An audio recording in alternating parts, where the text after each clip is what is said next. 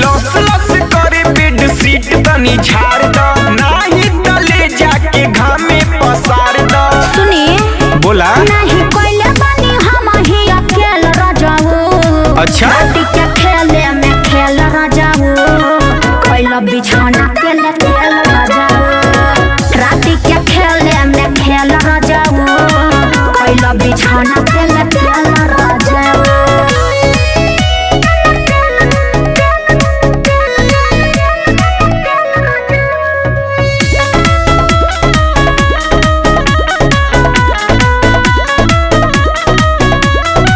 तेल से रोजो कोमल देहिया करेला सैया मसाज हो।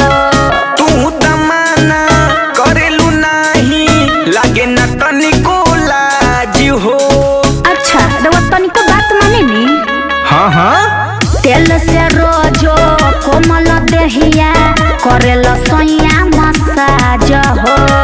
तू तमाना करेलू नाही, लागे न तनिको लाज हो। हाँ तो सुनी करी काहे के पलाना तोहर खेल रजाऊ।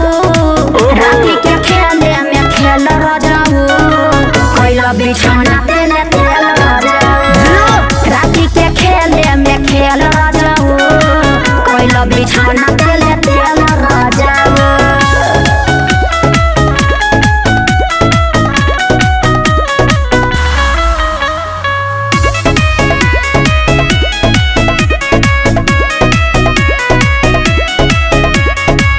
मोडो मिजाज तोहर बनल रहेला, मजा हमेशा मारे के। प्यार के नासा तू ही चढ़ावेलू, के लिए जिमा उतारे के। अच्छा ई बात बा ए जी।